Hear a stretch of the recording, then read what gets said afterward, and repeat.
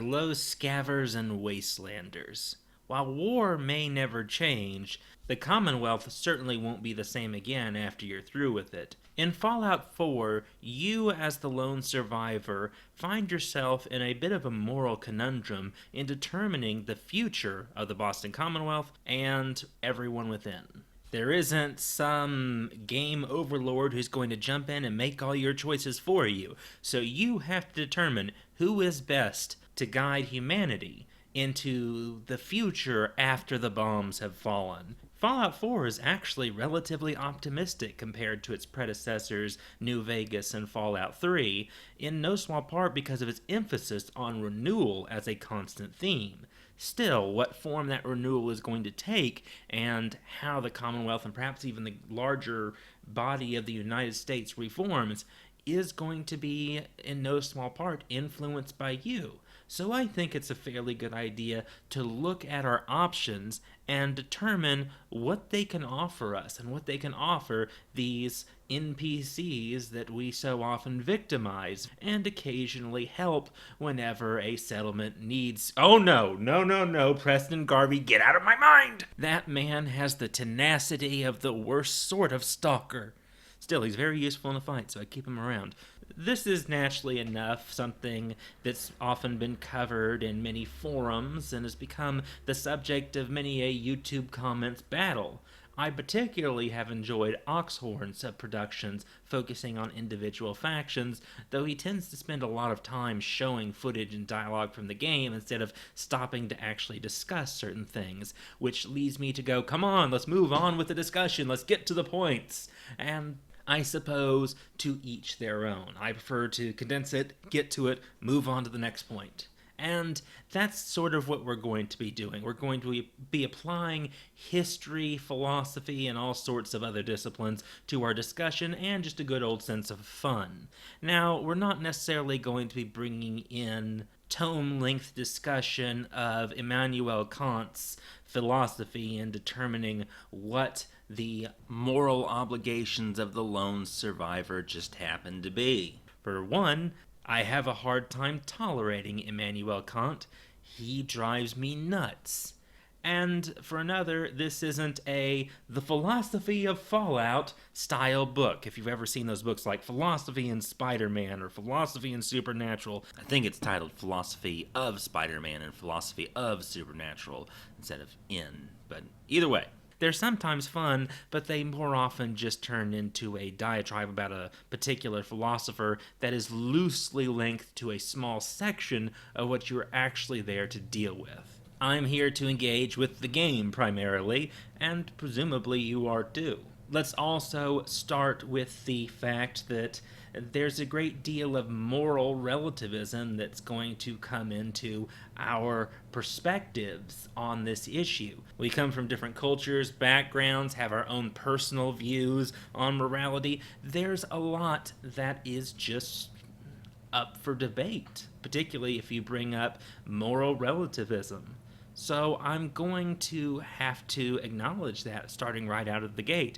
I'm going to try to cover multiple arguments for each faction that are going to be largely general, but I am not going to be able to cover every moral paradigm that you are willing to judge this on.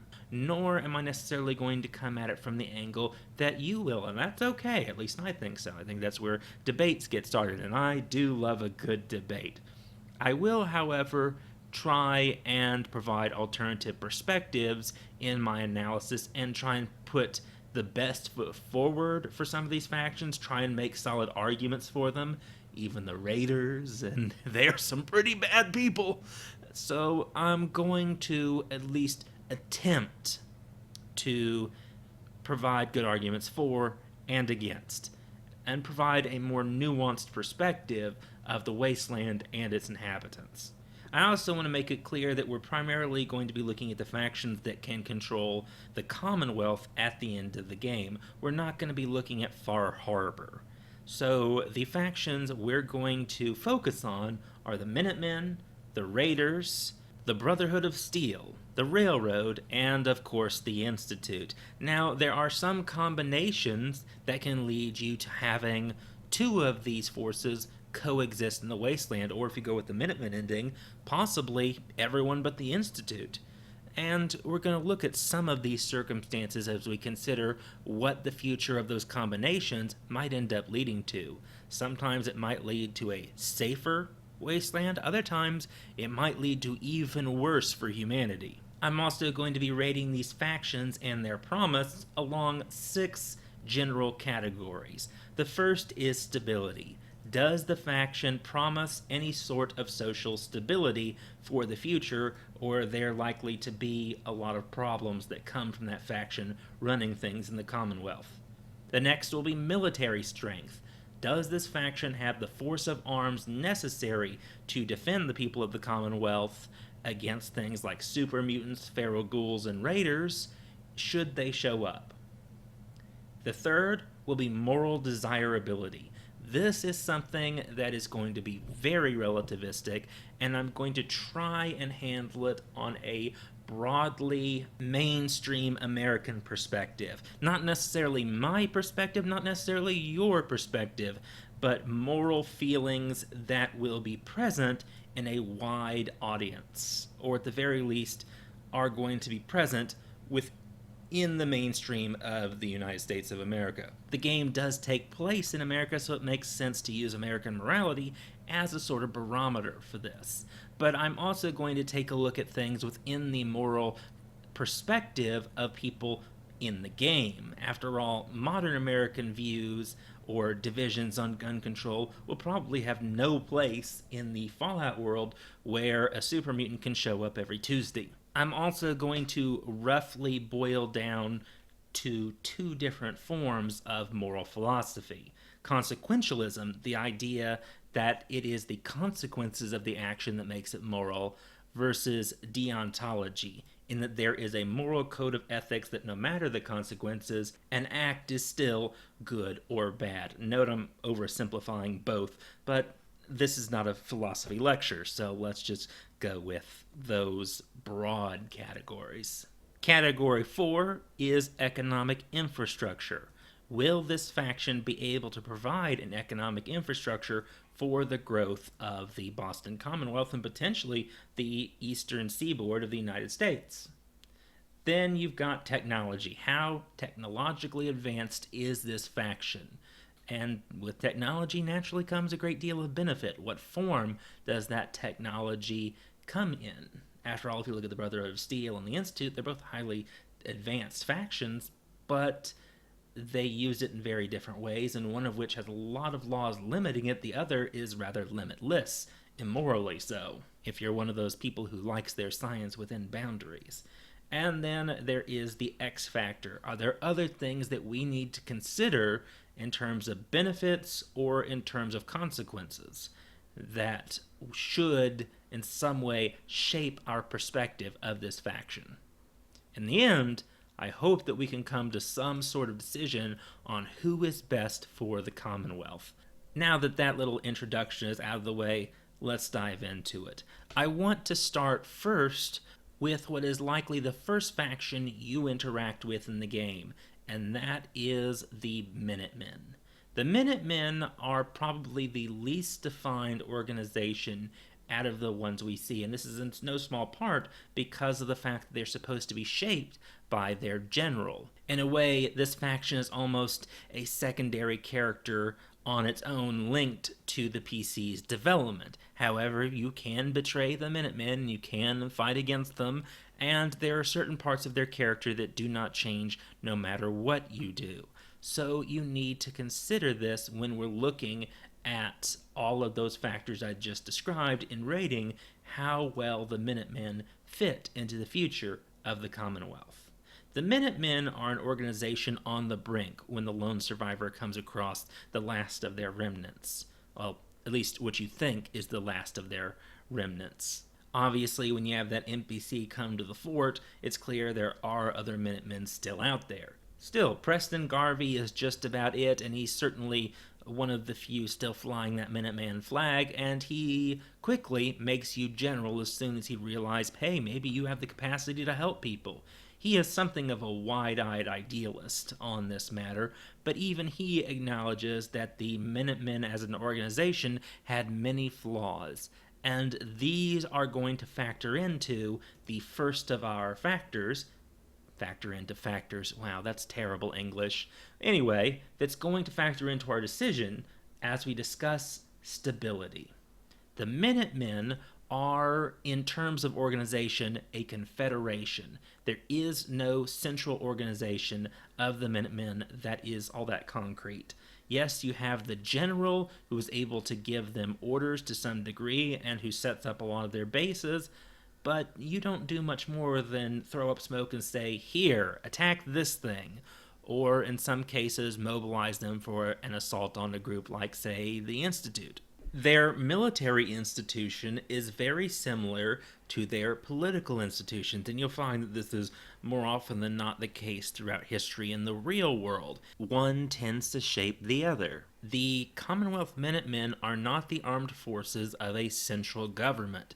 The communities that make up their number are individual powers unto themselves. Now, as the player, you're able to build these places, but if you shoot these people, they're going to turn on you.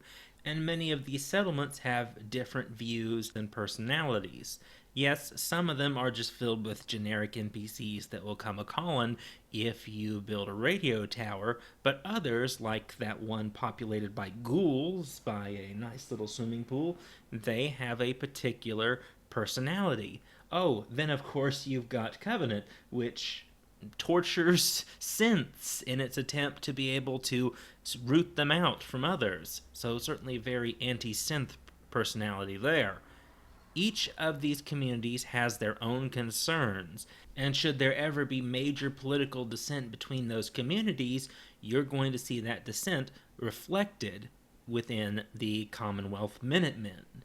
Indeed, this is one of the things that led to the Minutemen's downfall: bickering, infighting, and a reluctance to answer the calls of settlements that need help. These settlements can withdraw their support at any time. That might seem morally a good thing, but structurally, this is a significant weakness. There is no central government that can compel obedience, and thus nothing that can prevent the fracturing as soon as the general is out of the picture. Yes, the player character may be a fantastic general and do all sorts of good things for the Minutemen and the Commonwealth, turn them into a power to rival everything else in the area, but it can all go away the moment the general is out of the picture. The general is not technically the ruler of all these settlements, though in gameplay terms you effectively are. These people have not completely handed over their autonomy to the general. The process is entirely voluntary. This also creates the problem of a lack of oversight. If there is corruption within the Minutemen, who's going to call them out for it? Who's going to bring them to heel? Besides the general, it doesn't seem like there is any figure capable of pulling them back, other than perhaps Preston Garvey, and even he's just another soldier. So how would the institution handle this? Well, if you look at the Minutemen's past, it didn't handle it, and nothing within the game indicates that they have addressed this structural weakness. In a way, they're just setting themselves up for another fall. In terms of stability, I would rate the Minutemen as low. Yes, it's great to have an all-volunteer force, and it's great that they all seem to be in on making the world a better place, but all of the structural weaknesses from the past are likely to haunt the Minutemen again because there's no indication that these problems have been fixed. Now, in terms of military strength, despite the structural issues of the Minutemen, I rate them as very high. In fact, they can become the dominant military power of the entire Commonwealth. And a part of that is embodied in this military colloquialism. Artillery is king. I cannot begin to stress the influence of artillery upon military history, especially the more advanced it became. The Minutemen are able to create these fields of fire that they could call down on any part of the Commonwealth. This is a tremendous advantage that could make even something like the air power of the Brotherhood of Steel and the Prydwen itself second fiddle at best. The sheer amount of power that this system of artillery grants the Minutemen is phenomenal. I love it so much, even if in game terms it's not necessarily the most effective thing. It shows their military capabilities. This is a army that if you build it up right, can take down the Institute, can take down the Prydwen, and can destroy any other force that they need to. You screw with the Minutemen, and you'll find out just why certain citizen soldier-based militaries of the past, like those of the Romans and the Greeks, were forces to be reckoned with, even in the face of larger, better trained attacking armies. Based on their military needs, which are largely defensive and reactive, the radio system seems to work fairly well for them. You can get help to any community that needs it pretty rapidly. Their response process is also not unlike an immunoresponse, in that if something attacks one settlement, all the others will respond. And the greater a threat grows, the greater the response grows. This makes the Minutemen flexible and capable of handling problems as needed. Their communications methods seem to be as about effective as anyone else's in the Wasteland. They can do it by messenger in person and by radio, and they can even call in artillery from a distance, so solid there. The standard weaponry of the Minuteman is actually rather impressive. Consider the amount of damage you can do with a fully charged multi-crank laser musket. You can drop some pretty big creatures with that, especially if you concentrate fire. The weapon is also simple, rugged, and not prone to failure in the field as far as I can tell. It seems a lot more rugged, at the very least story-wise, than a lot of high-tech gear. This is also essential for field use. It's one thing to have all the flashy, shiny gadgets and the newest toys, but if those toys break, or if they're not reliable in other necessary ways, you're going to find yourself at a loss. The Minutemen also have an advantage in that they can rely on the skills that citizen soldiers can bring to the table. If you've got someone who's a tech head, that person brings those skills along with him into the field. If you've got someone who knows the wilderness, he brings that knowledge with him to whatever unit he's serving with. This becomes particularly important when you consider different settlements may carry a different body of knowledge dealing with the problems relative to that settlement. The Minutemen can draw upon this greater body of knowledge, yay team. Perhaps one of the only real military weaknesses that I want to talk about in regards to the Minutemen is their lack of armor. They are relatively light in terms of gear besides that laser musket, and they can't take much damage before they go down. Of course, there is a rather cynical upside to this. The Minuteman doesn't take much time and money to replace, except for the human life. So in terms of getting more people ready to be Minutemen, as long as you have the people, you can train them relatively quickly, and it doesn't take much cost to equip them before sending them back out into the field. Logistically, there are advantages to not having to put all that time and money into power armor. On the downside, you lose all that knowledge and experience when a soldier dies. Perhaps the other major military flaw within the Commonwealth Minutemen that we should consider is one shared by militia systems throughout history. Yes, we tend to romanticize the American militia, but if you look at the Revolutionary War, we needed an army that was trained in the methods of regular, standard armies of Europe before the Americans were able to defeat the British. And to do this, they relied on a lot of European techniques and professionals who came and trained them. The militia did not win the war on their own, despite whatever a Mel Gibson film may tell you. The War of 1812 demonstrated the weaknesses of the militia system when the United States was pitched into war against a well-trained, well-regulated military. American regulars and the much smaller standing army performed much better than the American militia. There's a reason we've phased out the militia into the National Guard. They are not as useful as the standing, well-trained, well-equipped military for the sort of warfare that American soldiers needed to fight. Our systems adapted. Now, maybe the militia system of the Commonwealth Minutemen will adapt as needs change. Any effective military will adapt. But right now, the Commonwealth militia suffers from many of the defects of the American militia system that they iconically theme themselves after. Yeah, the Minutemen were good and quick to respond, but if you stuck them in a straight-up fight against the British regulars, they'd be torn to pieces. And by the way, they were many times. So as I'm looking at that structural system, I might change the Minutemen from very high to just high because of the training and structural issues of a militia system. I told you I'll be sometimes introducing some counter-arguments to my own position. The militia system is great for the types of communities that we see in Fallout 4, so I can see why they're using it, especially since you have to react to small-scale threats all the time.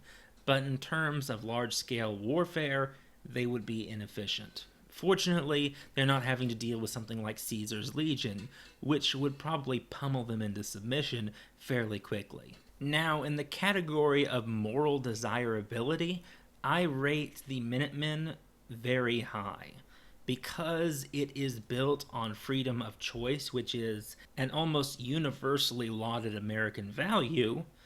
With some exceptions in our history that are plain, you can see why many players would be drawn to this we look after each other, but otherwise you leave me alone and I leave you alone style of leadership. Indeed, it is in many ways the romanticized idea of what the American past was like, not necessarily its reality. And it has all of that promised. People aren't forced to join the Minutemen. They volunteer because of the benefits the Minutemen bring, and if the benefits go away, naturally, what would anyone do when their patron withdraws patronage? Leave and go find someone who will help you. The Minutemen are also generally accepting of ghouls and synths that are not infiltrators, though there are, of course, exceptions to this. Take a look at Covenant and you see what they do to synths. And then, of course, there are the synths who don't know they're synths. They even tolerate Strong so long as he's not ripping through settlements and causing all sorts of havoc. So the Minutemen have the virtue of tolerance, by and large. The Minutemen are thematically linked to ruggedness, self-reliance, and building yourself up from your bootstraps and all sorts of things like that are traditional American cultural values that appear time and time again in American literature and mythology. All of which points to the Minutemen as a morally just force in the Commonwealth, at least as far as we can tell. Like any system, it is vulnerable to the people who make it up. You can have good rules in place, but if you don't have good people enforcing those rules might not mean anything. But so far, it seems like a I help you, you help me, we benefit each other style system that bears a lot of promise to building a better, respectful, mutual assistance-based future. All in all, seems promising, both in terms of the consequences of a better world being built up from it, and from the perspective of there are certain moral lines you don't cross. They don't seem to be crossing any just by existing or in how they conduct their warfare. They are not committing war crimes by the dozen. They're not doing acts of mass murder and sabotage or saturation bombing, anything like that. So in all of these levels, they seem to be on the up and up, despite their past corruption. And currently, their leadership is honest and straightforward about their past corruption with the intent of making amends and making a better world. One of the only real problems here with the Minutemen is their autonomy. This emphasis on societal autonomy means that they're very likely not to intervene in each other's communities. Depending on your moral values, this could be a good thing, or it could be a serious problem. Imagine, say, if Covenant is allowed to continue its experiments on synths and proceeds to kill anyone that they think is a synth. Is this morally acceptable to the wider community of settlements, or is this going to become an issue that divides them later on down the line? These sorts of issues can creep into institutional divisions that may lead to civil war later on down the line. America doesn't have a history of that, does it? If the policy is, I leave you alone and you leave me alone, you might see societal and cultural differences pop up that may, in the end, prove divisive. Now, on the other side, the allowance for these sorts of divisions and the tolerance for these sorts of divisions may be morally appealing to people. So consider the different ways this could go. How much autonomy should these settlements have versus how much should a common morality be enforced by their unity? Considering their nature as a confederation of settlements rather than as anything having a central government, the autonomy factor is likely to last with all of the institutional and moral complications that follow. Still, the Minutemen have a lot of moral promise. Then you have economic infrastructure. Do the Minutemen possess the ability to repair or rebuild or start anew a groundwork for an economic rebirth of the Commonwealth? And in this case, I'd rate them as very high. I mean, so much of the Minutemen story is about finding these settlements, linking them together, building them up. If you build your character right, you can link them so that they share supplies. They have caravans that move between them at certain points of the game. They truly become a sort of community on a larger scale. And as one builds up and brings merchants and new resources and new technology to the table, so too can you spread the benefits to other communities. Same goes with food and water. Heck, I'm very fond of building up Sanctuary as this hub that produces lots of water, selling that water to get tools and junk to make other settlements. So you can do quite a bit with these settlements to help build each other up. And in virtually every way, this could be the groundwork for the future of a new Commonwealth economy. And while prices are very much dependent upon individual charisma rather than standardized, merchants that are aligned with the Minutemen, like merchants in the rest of the world, do agree on a common set of price values and on a common currency. Add on to that the utility of robots that you could bring to the table if you or have that robot DLC, the Mechanist, and design robots to do certain jobs. You really have the basis for an industrialized economy not long after you start establishing your settlements as the basis for an eventual return of urban life to Boston. So yeah, works great. And now that I think about it, I probably should have added those robots to the Minutemen military as well. If you add on all the mechanized advantages robots could bring to the Minutemen, I could see putting them back again at very high instead of just high. So we'll just keep them there, that high to very high on the military and very high on the economic infrastructure. Last of all is technology, and I'm going to rate them at about a medium, middle of the line. No matter what you do for them as the sole survivor, they're never going to be the technological equivalent of the Institute. You just don't have the ability to reproduce those kind of wonders. And they're never going to produce anything quite like the Prydwen. But you could eventually give them robots, give them a lot of advanced tools at their disposal, provide them electricity and the comforts of a modern lifestyle. They have enough to rebuild from here if you choose to go that direction. But a lot of that is purely dependent upon the player character, and there is an upper limit to that based on what you're designed to do. Last of all, there's the X factor. And the X factor for the Minutemen is the fact they can be combined with another faction, and with each faction I'll sort of talk about how they might combine with the Minutemen, with the exception, of course, the Raiders, who are the Minutemen's natural enemy. The Minutemen could, in some ways, balance the excesses of another side, or their presence could create the potential for civil war, making the future of the Commonwealth uncertain. After all, if war never changes, you are looking at a very bad time in the future. With all of that in mind, I think we can say that the Minutemen are a promising start to our discussion. They seem like a solid choice for being a cornerstone of the new Commonwealth if you are looking to build that better, brighter future for humanity. But they are also one of the least characterized of the factions. We don't really get to know them very well. They're a blank slate for the player to modify, so we don't really know what types of personalities will rule it after the character dies. If the character dies, because conceivably your character can become immortal with the serum that they get from that whole Immortal Family quest line. And while they're thematically styled as Boston revolutionaries, there isn't much more to their character. So it's fairly natural that some people would find this blandness to be something of a turnoff and turn to look at other potential choices for the saviors or destroyers of the Commonwealth.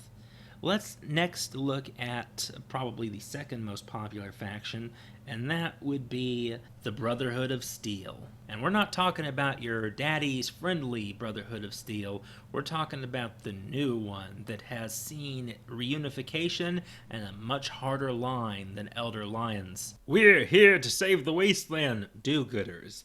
These guys are much more akin to the traditional views of the Brotherhood of Steel, with all of the yay team that entails and all of the oh no that comes with it. And before we get into all of that muck about what people like or don't like about this new Brotherhood of Steel, let's start looking at our categories. The first is stability, and I have to rate the Brotherhood of Steel at a stability of high.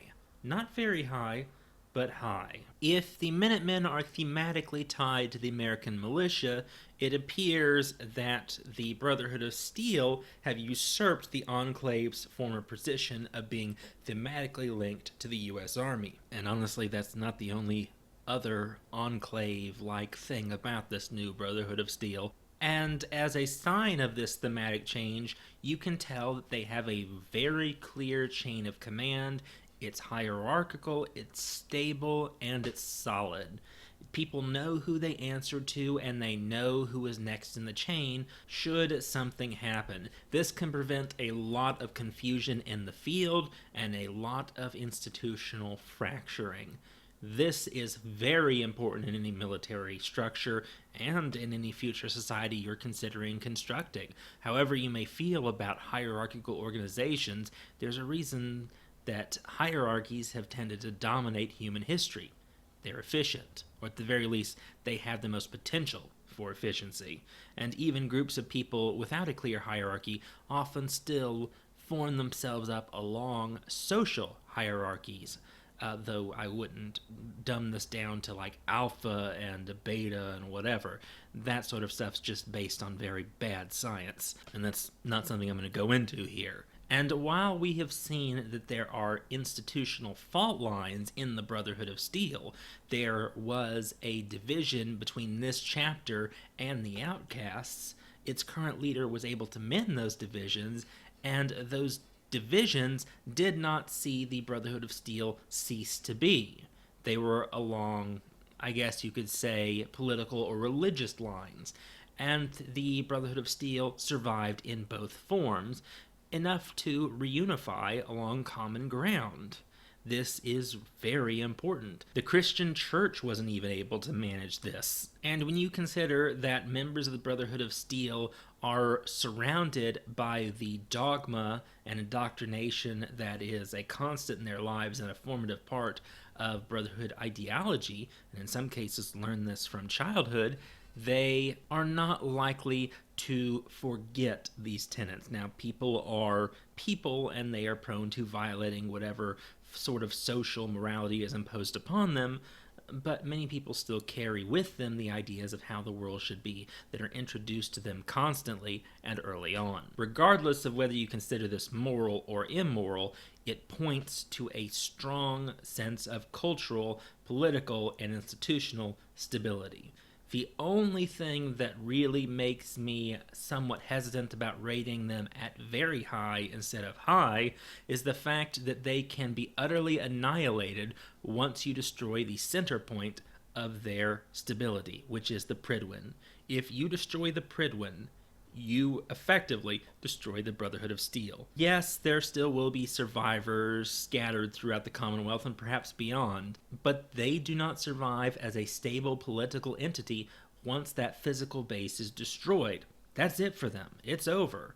You can destroy any one settlement of the Minutemen, and they're still there, and they're going to come back at you hard. But if you destroy the Prydwen, it's over. This doesn't bode well for the overall future, which may involve some sort of threat that could destroy the Prydwen. Unless they deal with that weakness somehow, that is a pretty big chink in the armor. Still, they can be supported by settlements, just like the Minutemen. You can impose Brotherhood control of these settlements in a feudal-style system, where you come down either to offer to pay for goods or just take it over in what is effectively a protection racket.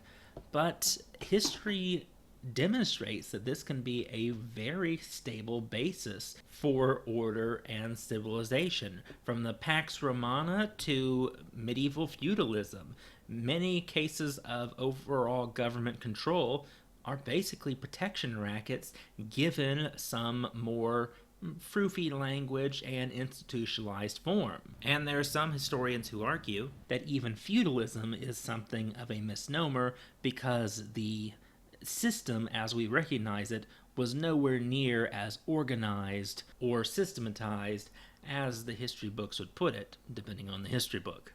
It indeed did kind of start along the lines of brigands and protection rackets, especially when you consider the Frankish origins of the knight and the institutional anarchy that came with late antiquity. The Brotherhood of Steel find themselves being one of the only highly organized forces in a land that is barely above feudalism, at best.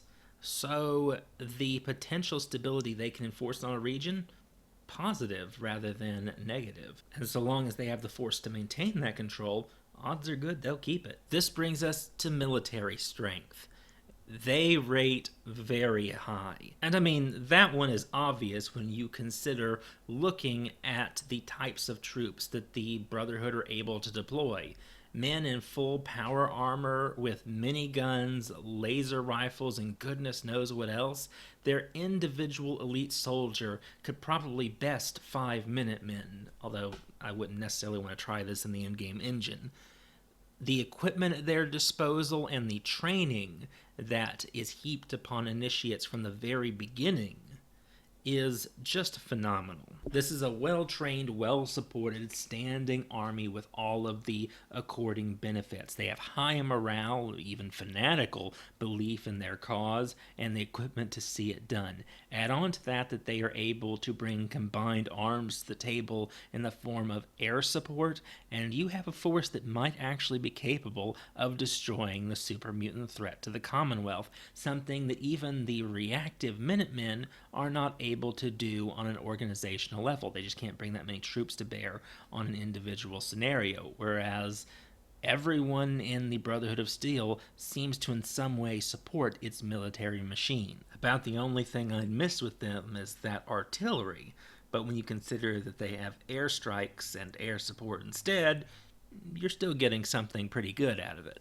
They also have the knowledge to maintain this hardware, which is something that not a lot of forces within the Commonwealth have. If there's a threat, they can bring the appropriate countermeasures to bear to stop it, which includes a giant anti-communist patriot who will obliterate all threats to American democracy with a nice little catchphrase. All hail Liberty Prime.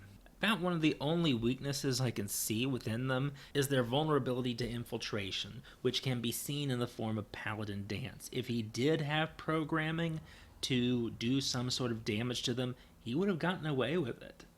And if Danse could get in, then so can others.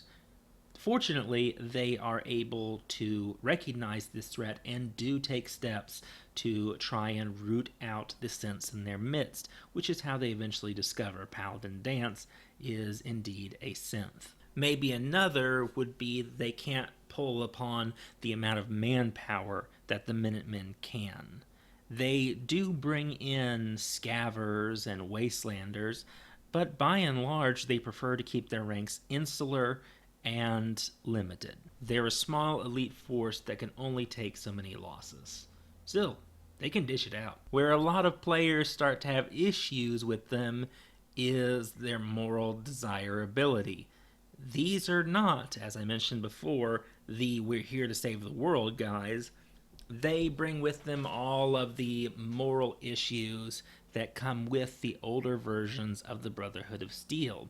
So in terms of moral desirability, I've got to rate them from low to medium, based upon the relative perspective of the people judging them. The Brotherhood of Steel are here to eliminate the super mutants. That one is clear.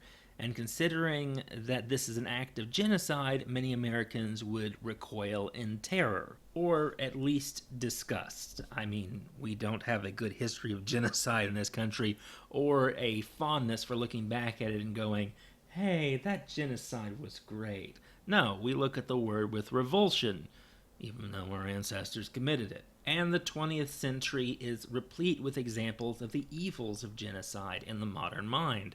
So you have this instinctive revulsion at the idea.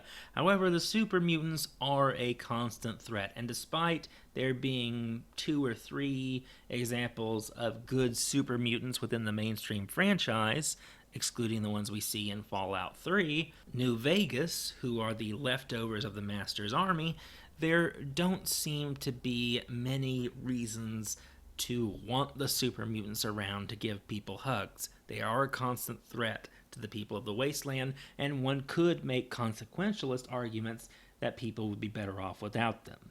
Deontologically, if you view genocide as a bad thing, then the destruction of the super mutants is indeed a bad thing, regardless of the consequences. Then there's the fact that they also view synths as something that need to be destroyed. Do you consider this good or bad? Likely your moral perspective on this is going to be shaped by whether you consider synths people or worthy of the rights of personhood, or whether they're just machines. If they're just machines, then this isn't something you should worry about at all. But when you consider them machines or people, you've got to consider applying this across the board. You can't look at Danse and go, well, that's a person, and look at another synth and go, well, that's not. At the very least, not the synths that are human-like and human-looking, and seemingly human enough to blend in and not be detectable by normal means. If you consider one of them a person, you've got to consider them all a person. And if you do consider even one of them a person, then the acts that the Brotherhood aim to carry out are genocidal in nature. Then there's the fact that the Brotherhood of Steel want to eliminate feral ghouls. Now, the Brotherhood won't kill off the civilized ghouls that live within your settlements. They'll tolerate them to some degree, but it's very obvious that there is more than a hefty dose of racism here. And on a deontological level, you may consider this unacceptable. But on a consequentialist level, you could argue, well, any ghoul is a potential threat because they could go feral, depending on the amount of radiation they're exposed to, or some other factor that we do not yet understand. So distrusting ghouls may not be a completely crazy, prejudicial thing. Then there is the question of how the Brotherhood of Steel treats the people of the Commonwealth. In many ways, the Commonwealth people are a step below actual Brotherhood members, and in many cases the Brotherhood forces its will upon them even as it proclaims to be their protectors. So there's a degree of hypocrisy here at best and tyranny at worst. There are a lot of different ways you could view this, all of which make people potentially uncomfortable with the Brotherhood of Steel. However, if your views align with theirs, it's reasonable that you could view them as a solid force for good, particularly when you see what rampant technology has done to the world of Fallout. Perhaps they are the stabilizing force the Commonwealth needs, but they bring with them a lot of moral issues that you must address before you put them in charge of the lives of others. In terms of economic infrastructure, I rate them as high rather than very high. They have a central base of operations that contains within a lot of technology and weapons, but they need to rely on locals in the area to supply them, which relies on chains of obligation, which could best be understood as the previously aforementioned protection rackets. Yes, you can take over settlements as part of the Brotherhood of Steel and build those settlements up, building a network out of that. So they can do most of the stuff that you can do with the Minutemen. There are, however, economic separations between the actual Prydwen and the settlements they control. This could also lead to the threat of economic classist-based segregations that could prove to be a bit of a problem, especially if the Commonwealth becomes the economic base from which the Prydwen will launch future campaigns. Considering what the Brotherhood of Steel likely did to Rivet Town in terms of stripping it down for parts to build the Prydwen and likely destroying that entire community, there is the threat of that sort of thing happening again if the Brotherhood need it. So while they can build a solid economic base here that could become the center of a Brotherhood empire, nation, community, they could also tear these settlements down for spare parts. So yes, you can build these wonderful settlements, but there's always that threat that the Brotherhood might need something from them that they'll just take by force that prevents me from rating them very high. I'm just going to give them a high. Whatever the benefits of air transport and power may be, that constant threat is an undermining factor. In terms of technology, I would rate the Brotherhood of Steel at high. They have access to pre-war weapons and some of the greatest minds that the post-war world has produced. They have control of Liberty Prime and all sorts of technological wonders. However, a lot of this is limited to their military purposes, and there are certain lines that the Brotherhood of Steel is unwilling to cross no matter what. So there are going to be scientific constraints that limit the Brotherhood's technological ability. You're not going to be seeing things like the teleporters or the synths in the Brotherhood's arsenal. But in terms of military development, they're top dog. So you'd best think of their scientific achievement as being dominated by military concerns, but it could be applied to other parts of life. Look at how many things in our lives are descended from military inventions. Hello, Internet! So a lot of this will filter down and benefit the people of the Commonwealth. Then, of course, there is the X factor for them. And looking at the X factor for the Brotherhood of Steel, I would consider their belief structure to be both a unifying feature and a potential threat to everyone else in the vicinity. If it doesn't fit into their worldview, you could have a future war on your hands. There are bits of dialogue that are eugenics themed that make me very nervous for the future of the Commonwealth. And I don't necessarily want to look back at the American political history of eugenics and go, well, this is a right-wing or left-wing thing, because there were many acts of racial segregation and racial purity that were right-wing driven, but many left-wing driven eugenics programs that were carried out within the United States too. So it's not necessarily a left or right paradigm. It is a belief structure that could remain a threat to every other belief structure that is different from them, or people whose biological makeup isn't desired. However, they can coexist with the much more, let's say, diverse Minutemen. And the Minutemen could arguably provide a balancing force that looks out for the people of the Commonwealth, while the Prydwen just comes in, destroys the big threats, and then moves on.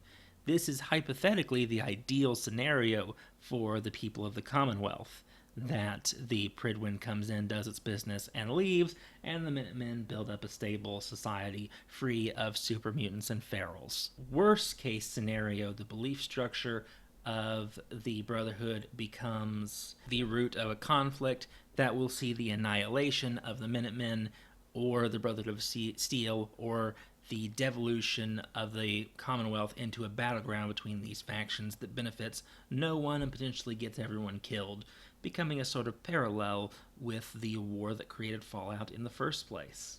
Consider all of these things for the future of the Brotherhood of Steel, and thus the people they may govern. Next, I want to take a look at the faction that seems to be the most often mocked in the Fallout community as social justice warriors and all sorts of other things, and that is the Railroad, who are thematically linked to the Underground Railroad and to insurgent groups throughout history.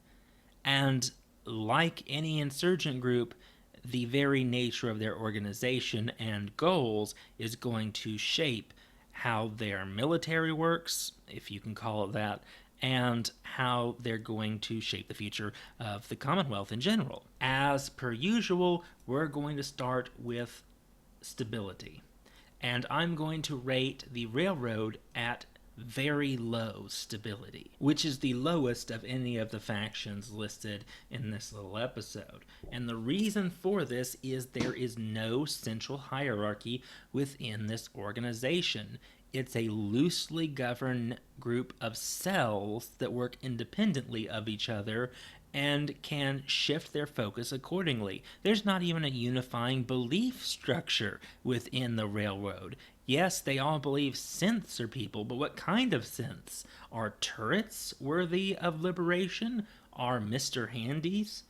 It's very clear that there are many ideological fault lines within the organization. Not to mention, there is no single leader with a single voice that can control everything. Even Desdemona, the highest ranking figure we see, is not really the leader of the whole Railroad. If she's killed, she can be very easily replaced, and there are others with a fair degree of influence. There's even a theory that Deacon is actually the real leader of the Railroad, and I think that theory has some basis behind it, or at the very least basis in what we can observe. The structure is fluid, not set, and people who rebel against that structure may be able to get away with it to some degree, form their own cells, and will only cooperate insofar as their goals are met. Add on to the fact that these are basically insurgents with a common cause for now, but may not find common cause later. So when you have these insurgents with no formal training and no real unity other than we want to help synths, guarding the Commonwealth with no force to oppose them and a lot of weapons, what's going to happen? Take a look at the history of insurgent movements. They don't suddenly forget their skills or have their weapons disappear. And when one enemy is defeated, they may quickly turn on others or themselves. You have a bunch of people who got together to help synths and to fight a common cause against a common enemy, suddenly now dealing with the fact that they don't all agree on everything, and they have spent a long time separating themselves as a sort of other from the people that they are now supposedly going to be protecting. And worse, they may not have a good relationship with a lot of the communities they may be protecting, particularly because of how these communities have viewed synths and thus the Railroad itself. This is a powder keg. This is political instability in a nutshell. Hey, let's make terrorists the dominant power of a region full of people they don't necessarily care about, give them multiple different belief systems that divide them, and no clear leadership, give them bomb making and weapons training and just let them loose. See what happens. It's a nightmare waiting to occur. I can't think of a single way this ends well, at the very least in terms of stability. Next, we're going to look at military strength, and you're probably going to be thinking that I'm overly hard on them because of these early rankings, but again, I must rate them at low. If I cracked down on the Minutemen for the institutional weaknesses of the militia system, then I'm going to be very hard on the military capabilities of an insurgency. This is not to say that insurgencies can't win wars. They can, but they usually do so by breaking the will of an invading or occupying force, rather than completely destroying their military capacity or completely annihilating their adversary. The nature of the war is what allows them to execute their tactics and eventually achieve their political aims. You can see this in the IRA, you can even see this in the Spanish insurgency against Napoleon, or the Lusitanians' war with the Romans in Spain. Spain has seen a lot of historical insurgencies. Some of these have ended with the insurgency's victory, other times it ended with the insurgency crushed. And a lot of this has as much to do with the occupying force as the actual insurgents themselves.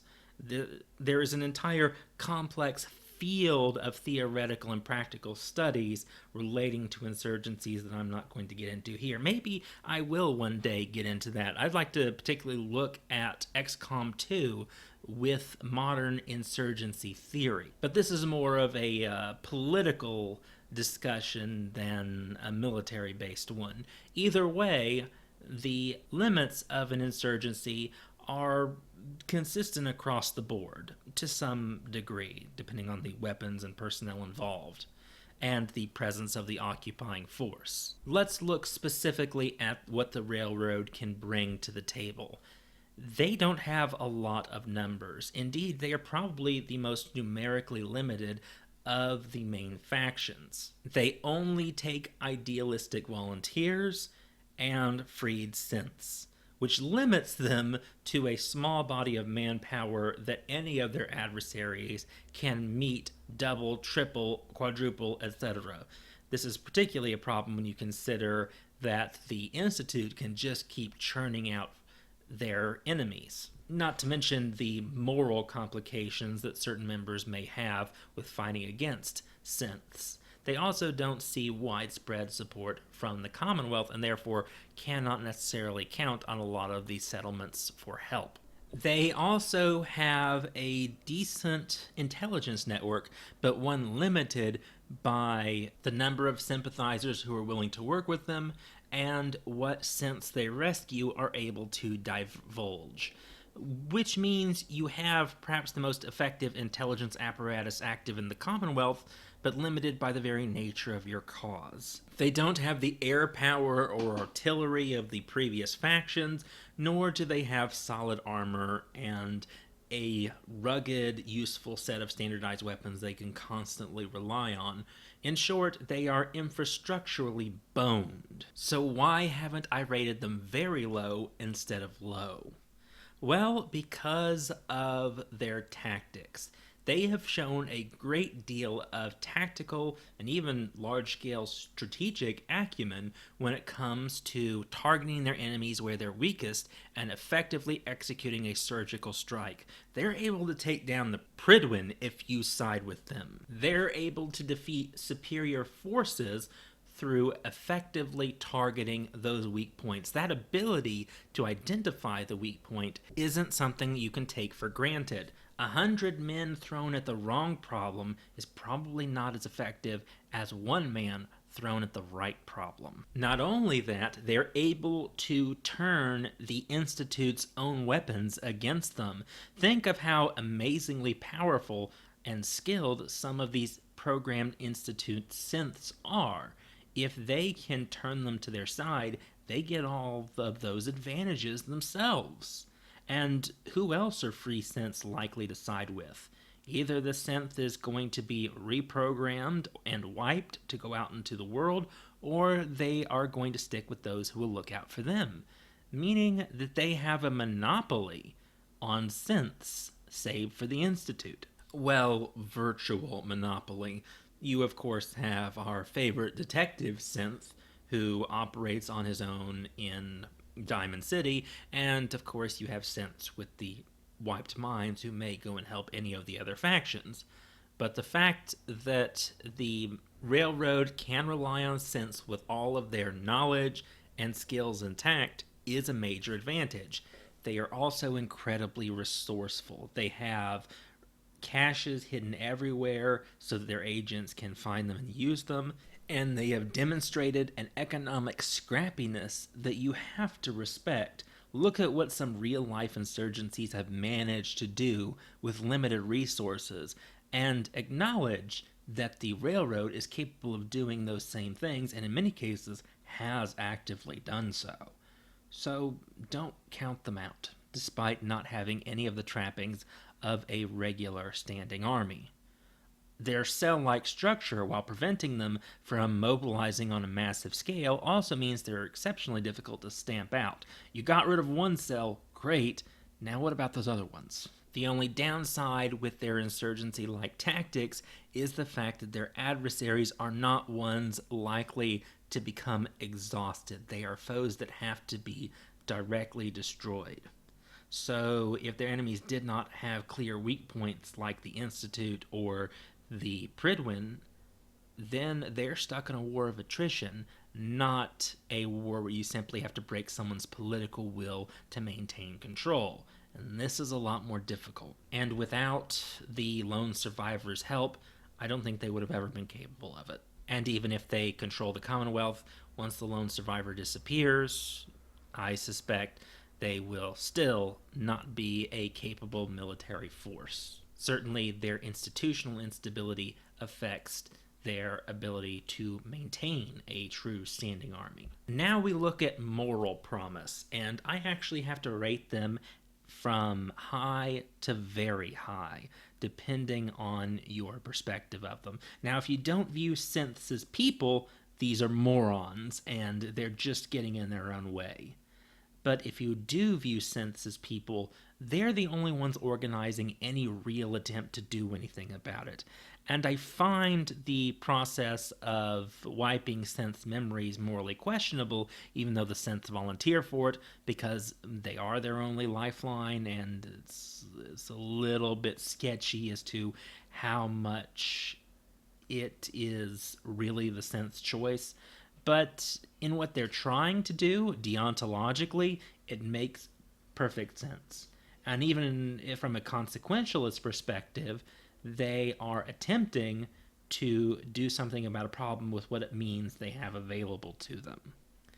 And it is this sense of self-righteousness, whether it irritates you or not, that really provides the motivation for what they do. And it's also why they're so difficult to put down, because even if you killed all of them, the presence of an injustice will likely lead to another just like them appearing. So how do you stop the Railroad? Can you kill an idea? Well, as long as there are synths enslaved, no, they'll be back. Now, completely discount my very high morality rating if you want to go with, well, are synths people? No, well, then they're low to very low. But if synths are people, they're the ones actively trying to solve the problem.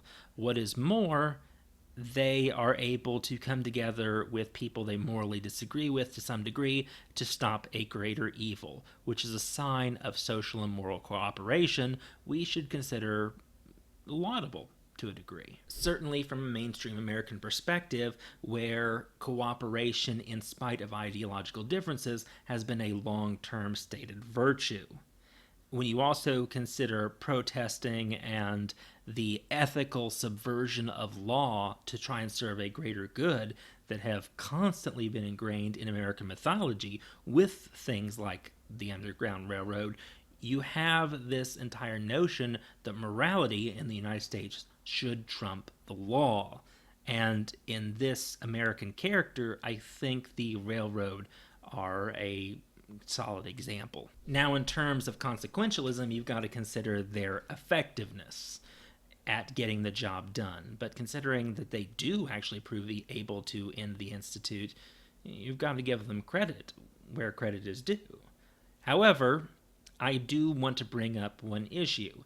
If their entire idea is to liberate synths, there is one moral quandary not being addressed. If you obliterate the Institute and end the ability to create more synths, have you effectively rendered them extinct or doomed to extinction? Genocide is not just the active killing of a group of people. It also includes the removal of their ability to reproduce or to make more of themselves.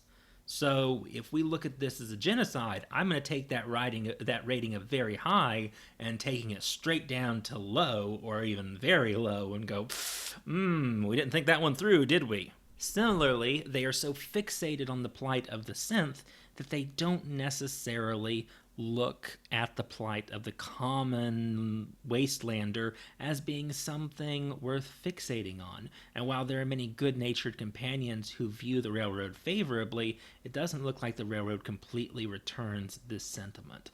And that is perhaps the crux of the railroad running the Commonwealth. Who are they going to look after?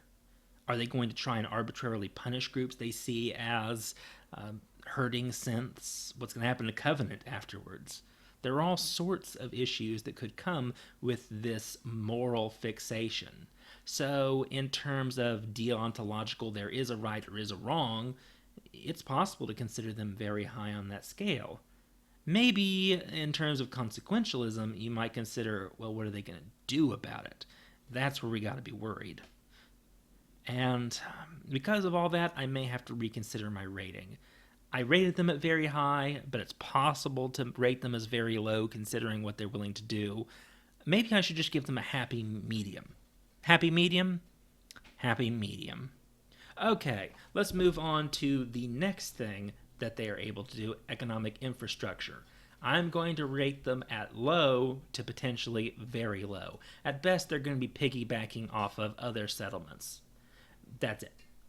Yeah, they can bring in a synth workforce, but these are going to be synths that are free and thus have full rights as people, or brainwashed blank slate synths who are of varying degrees of usefulness, especially if they get turned into what is basically a dead Xbox on the ground, which apparently can happen to some of them. Hey, Curie had to get her body from somewhere, and when a toaster doesn't work, I guess, whoops. They rely on others for their economic base, and while they don't do anything to actively disrupt the Commonwealth economy, at least very often, I suppose a terrorist attack would do it to some degree, you don't really see them adding anything to it other than a few synths here or there. But beyond that, not really much is brought to the table. They can be a Robin Hood force for good occasionally and thwart attempts to subvert the economic prosperity of the wasteland by freeing synths who are infiltrating the settlements, but beyond that, they don't really do too much. So, again, low to very low. And because I don't want to give us yet another category that's variable, I'm going to say very low.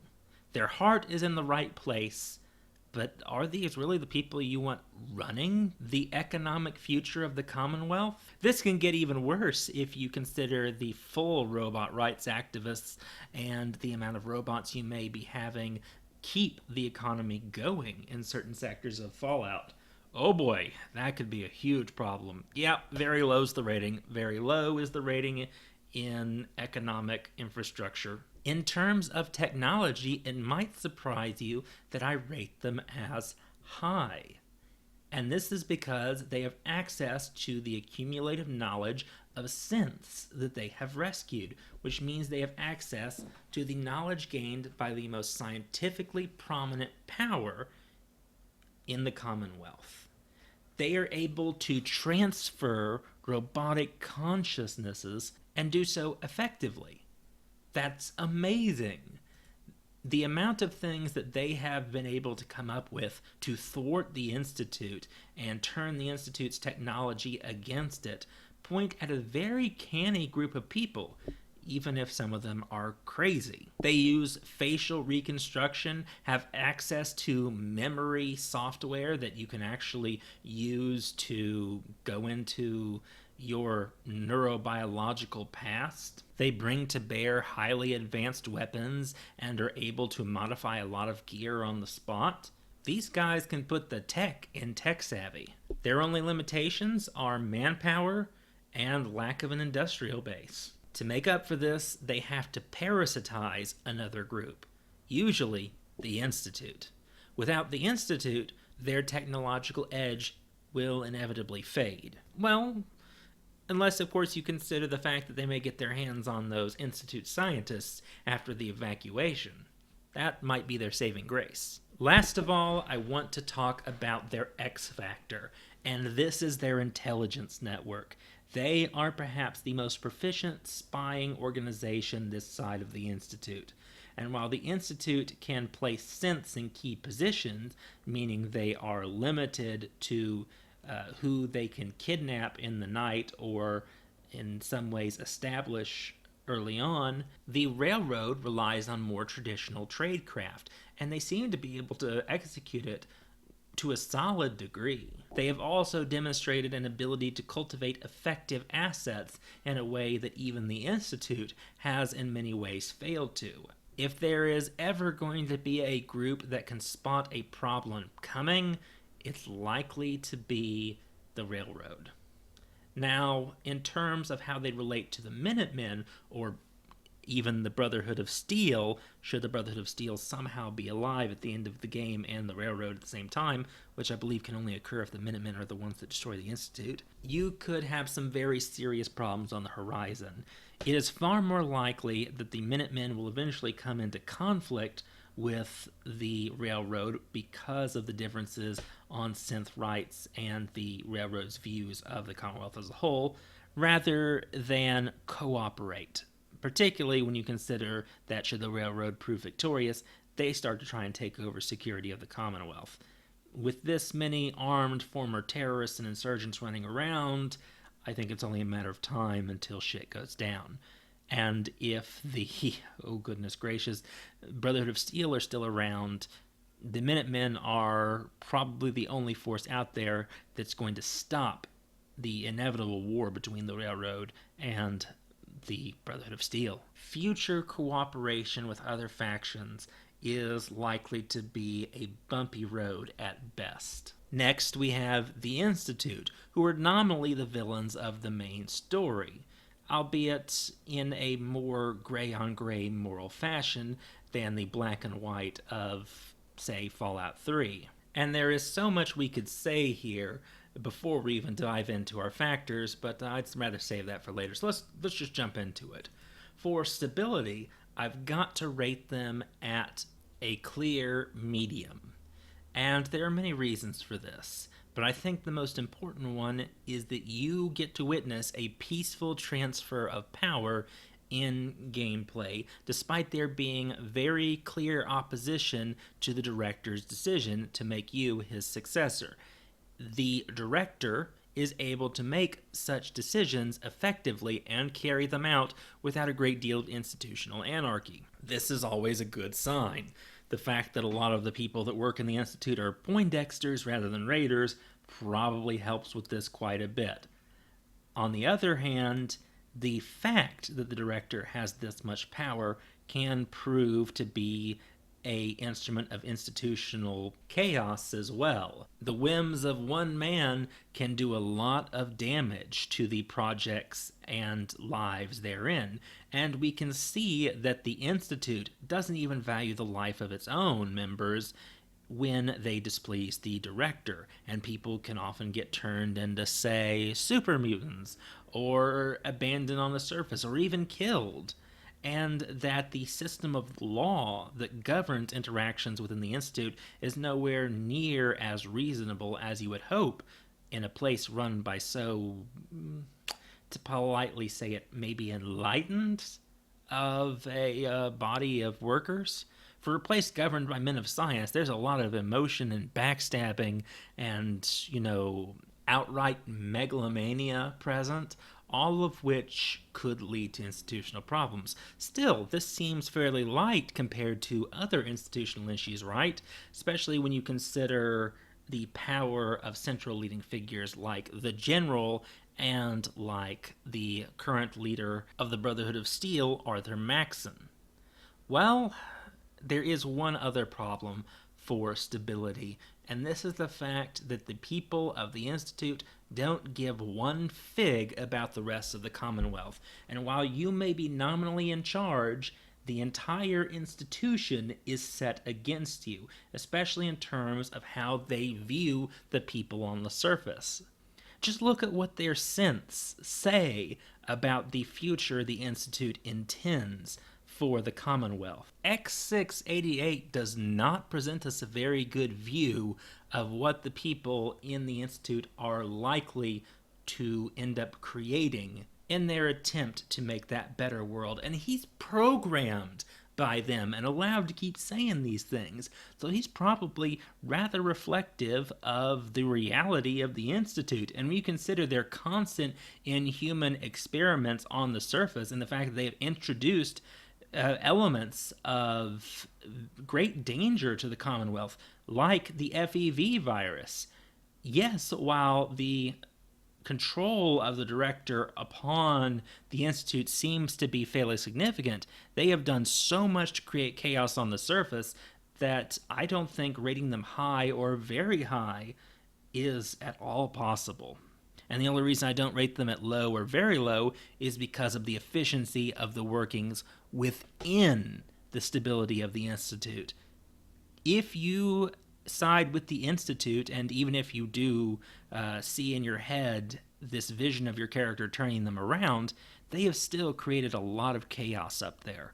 And that they're going to have to answer for. Then there is the whole history they have with the people of the Commonwealth. And this is a very serious problem that is going to hurt any attempt to build cooperation between them. And that's with the press firmly on your side. And Piper doesn't seem all that firm in her support of you, even if she really likes you. She's like, it could be better. Oh gosh, I hope. And then there's the fact that we know synths can rebel, which creates a glimmer of doubt in the loyalty of the armed forces you can bring to bear. Fortunately, we also know that they have internal controls to deal with this that, if you're on the ball, can be effective. Hence my rather meh medium for them. The next, of course, comes military strength. And again, I've just got to rate them medium. They have an industrial base to pull from that is superior to that of the railroad. And they're able to produce large numbers of troops with fairly advanced weapons. However, these weapons are a bit more flash than they are bang, and they're certainly not on the level of things that we can see the Brotherhood of Steel use, which seem to be lower tech, but are, in terms of sheer battleground effectiveness, largely superior. The Institute relies on surprise and manipulation as much as it relies on synth troops, and these synths are nowhere near as well armored or well armed as, say, the Brotherhood Paladins, despite all their advanced skills and whatever gizmos the Institute's willing to arm them with. Yeah, a flashy flashlight is nice, but it's not going to break Paladin Dance. Just look what the Paladin Dance and the Lone Survivor do to them in that first quest you do with the Brotherhood of Steel. You wreck them. Still, a potentially unlimited number of soldiers that can be pre-programmed with skills is not something to sneeze at. And then you have those much more advanced synths like X688 who can do phenomenal damage on their own, making them a very serious danger to anyone on the field.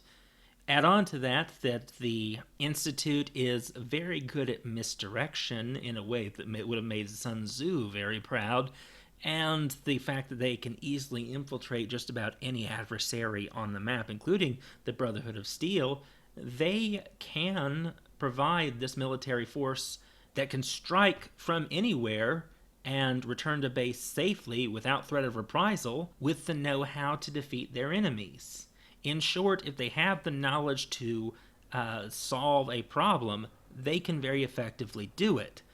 But in terms of warfare, this is a bunch of science nerds trying to be soldiers and doing only an okay job at it.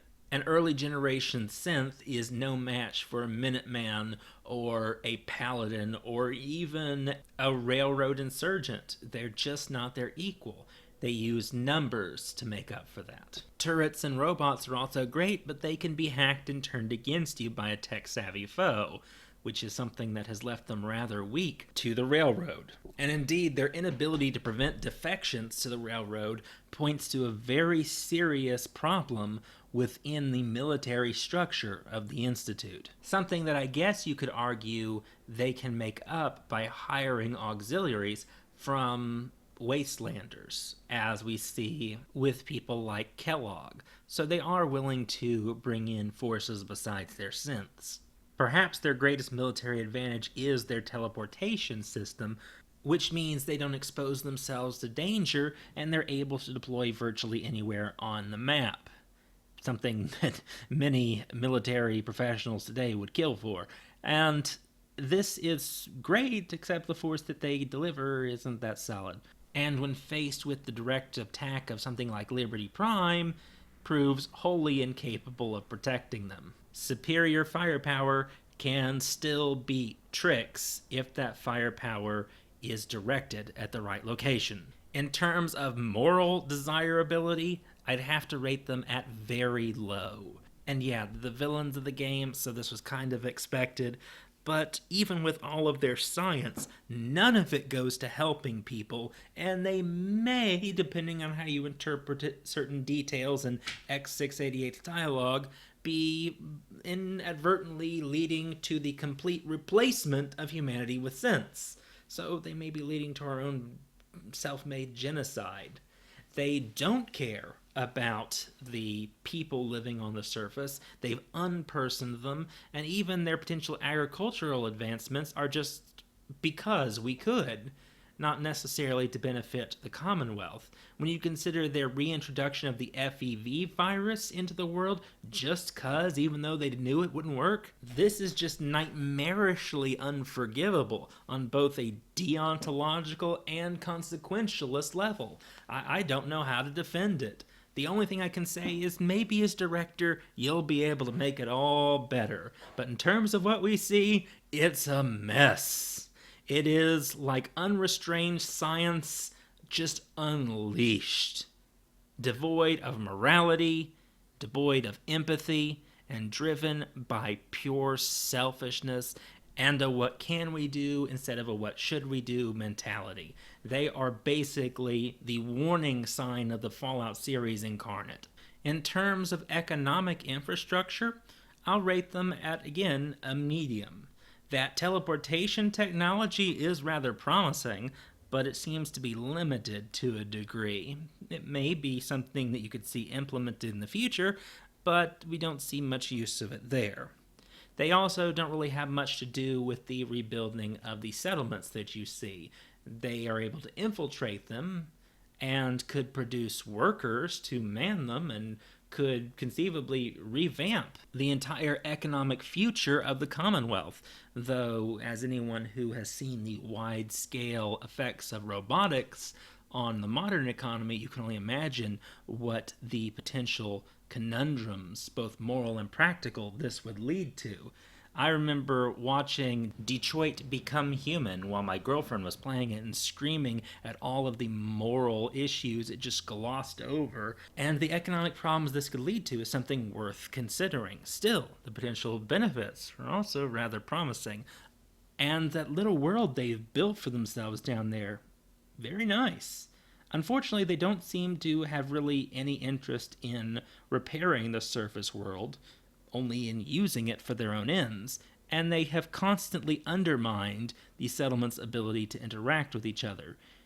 So it could be a force for good, but has thus far been a force for division, and this division has been replicated in many ways economically. A change in leadership could signal something better, but in gameplay terms, they're not really related to any of the factions that allow you to build things. Yes, you as the director of the Institute could go to your settlements and build them, but that is really storyline-wise related to the faction that runs the settlement, which is not the Institute. So their technology provides promise. We don't really see that in action.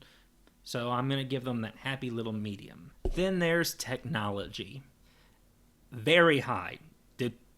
Very high. They have a teleporter, they have synths, they have all sorts of wondrous machines. They are able to grow super pumpkins. They were able to reintroduce the FEV virus. These guys can do a lot. Think of what they could do if they were a force for good.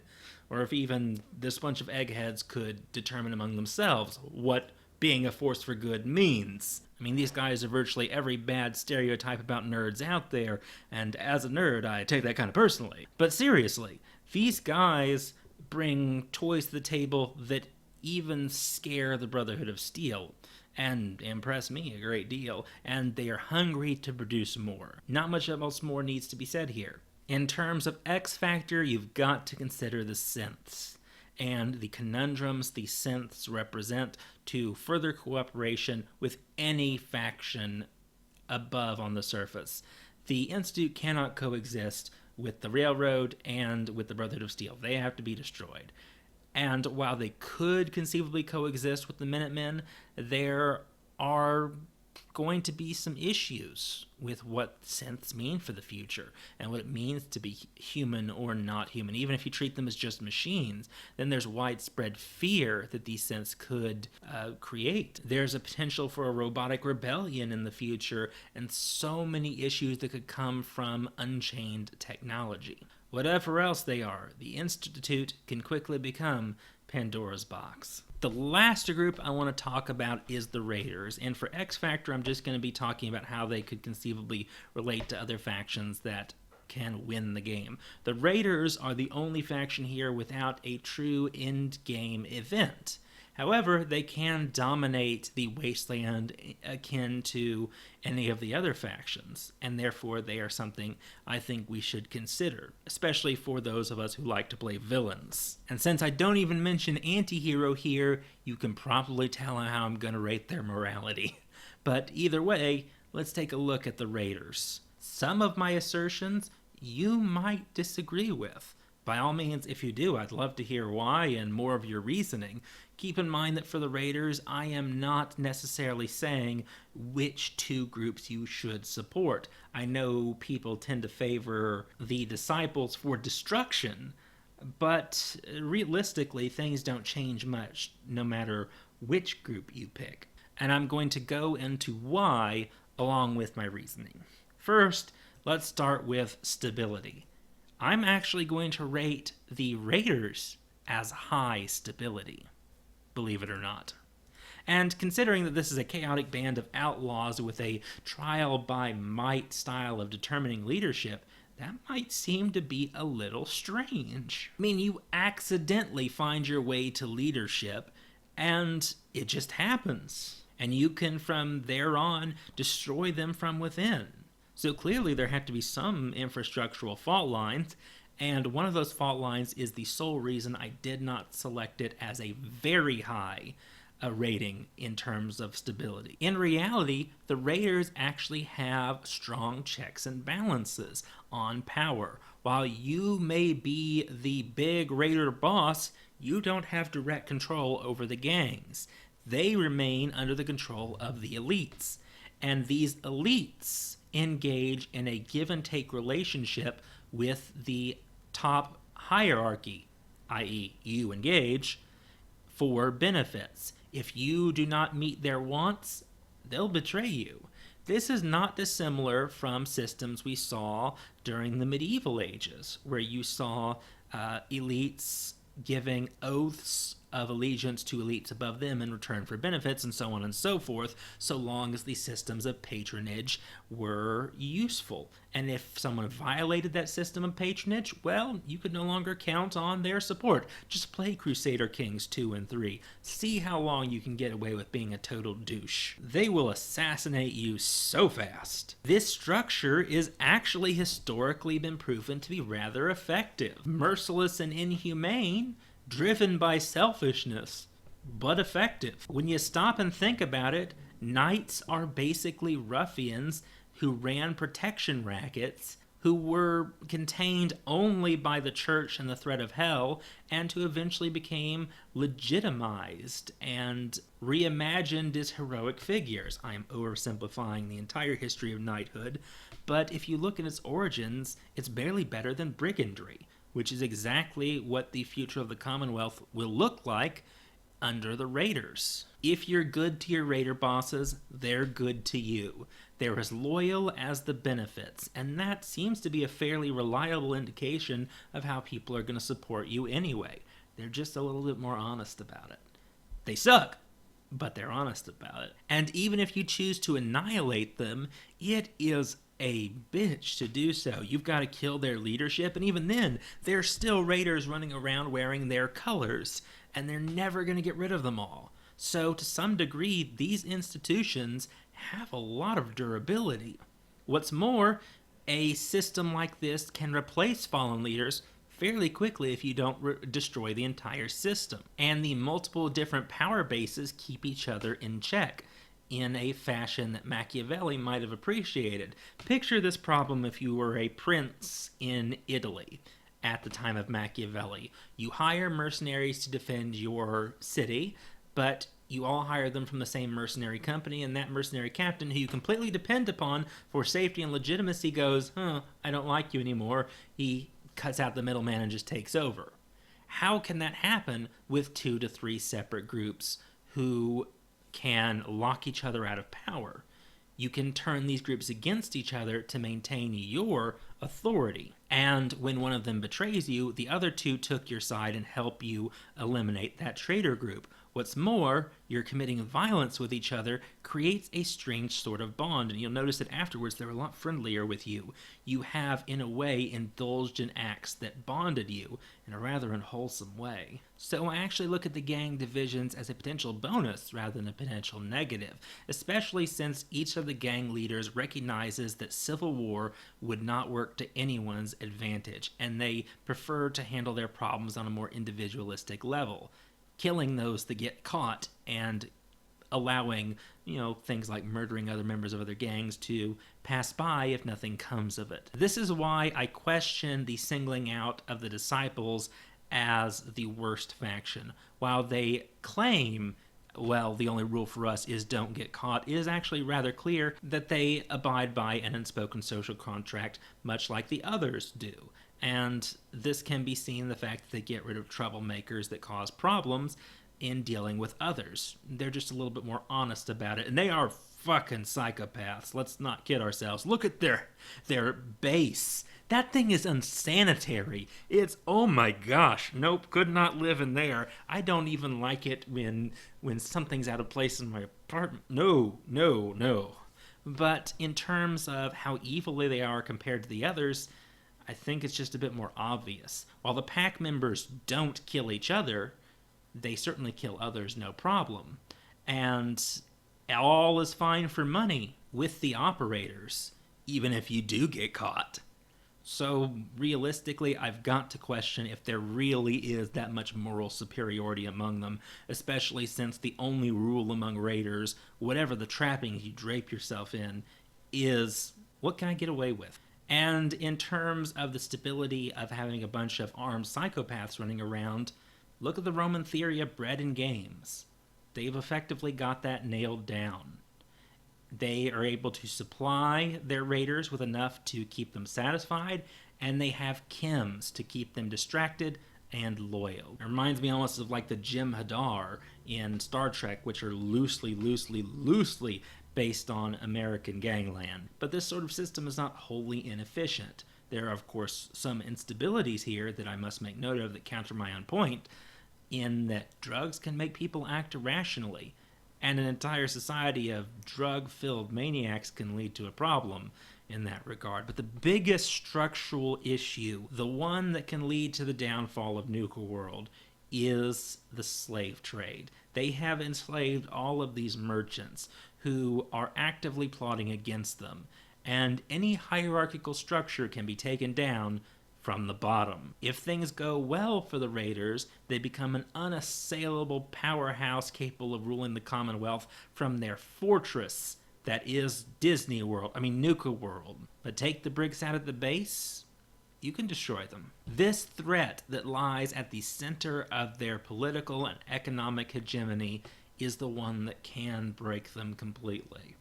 And it's why I can't rate them at very high. Otherwise, we see an organization that experiences a massive betrayal and deals with it in fairly orderly fashion, and comes out stronger than ever before. And they're able to conceivably subsume other Raider groups in the future. So they have the potential to expand and remain fairly solid. In terms of military strength, I rate them at a medium. Raiders from Nuka World are tough as nails. They could probably take out most of the standard forces of the other factions in-game. But from a more realistic perspective, they don't have the artillery of the Minutemen or the air support that marks the forces of the Brotherhood of Steel. They just don't have a lot of utility in the form of combined arms. Conceivably, I guess the pack could train some monsters to send out at people, and while their troops may be fearlessly drug-infused, they're not trained soldiers. They're warriors and bullies, with all the weaknesses that entails. So these people can be defeated on the battlefield, and their morale is not as strong as you might hope, especially since their loyalty is brought by threat and privilege as much as by drug and whatever other vice that you can give them. They're not to be counted on in the field. So they're tough as nails, they're dangerous, but they can be broken by eroding their will. And that is really one of the best ways to beat them. Raiders are at heart bullies. Not much more to say here despite their amazing gear. In terms of moral desirability, I have to rate them at very low. Very low. The disciples are psychopaths, the pack are basically animals, and the operators are greed-driven gangsters who will happily murder their own grandma for a couple caps. These are not good people, either deontologically or in terms of consequentialism. I guess the only thing you could say is, well, they could provide a solid framework for building civilization back up, as they do have hallmarks of successful civilizations from the past. Emphasis on the past. They are a step backwards in many ways. One of the most severe consequences of siding with them is the reintroduction of systematized slave trade to the Americas. We haven't seen an enfranchised slave trade in the United States since the 13th Amendment, with the exception of prison labor, which is still protected. Now, slavery still exists here in terms of the sex trade and forced migrant labor, in just a few examples prominent in the United States, and I believe that currently it is argued by the Modern National Labor Association, or the International Labor Organization, that more than 40 million people exist in some form of slavery today, with some of the most systemically entrenched coming in places throughout Central Africa and Asia, and even some hot spots that you'll find in Central and South America. No country's completely free of it, but in terms of systematized government-applauded slave labor, you really wouldn't want that reintroduced to the United States in a codified form, and that's effectively what you'd be doing if you supported the Raiders. Never mind, these are a bunch of drug-crazed maniacs who like murder. Yeah, some of them are obvious about it by putting heads on things, but let's face it, the operators in the pack are not cuddly either. Humanity would survive with them in charge. It might even thrive to some degree, but it would be a very miserable existence. Let's look at human welfare and experience, or even the utilitarian notion of pleasure, as a measurement for the human experience under the raiders. Who really gets to live a good life under these people? Certainly not the slaves, but even look at the lower ranks of the gangs. They live short, brutal, drug-crazed lives. The raiders suffer and then they die so that their betters can get rich, who constantly have to look over their shoulder to avoid being murdered. Really, only the bosses live a pleasurable lifestyle. You have a surviving civilization, but it's one built by blood and suffering. Is that the future you want? Next comes economic infrastructure, and on this I have to actually rate them as very high. Not only do they effectively collect taxes better than any of the other systems that we see, most of which eventually are kicked up to the boss, you can do all the building with them you could with the Minutemen, save for artillery. And you can have robot help. So it seems to work out pretty much as I described for the others. So economically, the system works. It's just built on the same blood, misery, and pain. And while, yes, it is built on a rapine economy, it doesn't seem like you're ever going to run out of targets beyond your borders. So for now, it seems like a viable model. And when the rapine economy no longer is, it'll likely transition after a period of economic and military instability, as is often the case throughout history. In terms of technology, I've got to rate them at low. Not very low because of the benefits a smart boss could bring them, but in terms of the equipment they tend to bring to the table, the only high-tech stuff that you're going to see is going to be what they pilfer from Nuka World and what a tech-savvy boss builds in their settlements. Not much more to say there. And in terms of the X Factor, I think you have to worry about the fact that they would clash with virtually every other winning faction in the game. Yeah, some synths wind up becoming raiders and raider bosses, but that doesn't mean that the railroad is going to look too kindly upon them. The Minutemen will see them as their natural enemy. And then you have the Brotherhood of Steel, who fight raiders all the time.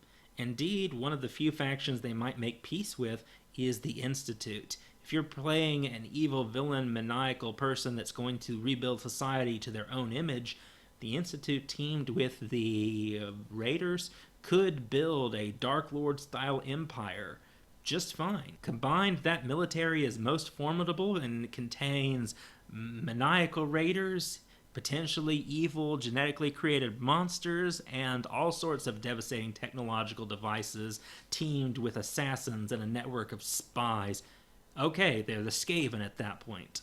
Eat your heart out, Enclave, because that is an evil you are not going to be able to beat. And you know what? If you choose the right outfit, you'll look good doing it too. Looking at all of this and some of the reactions and interactions that these groups can have, I would say the Raiders would probably be bad for overall stability when teamed with any other faction but the Institute.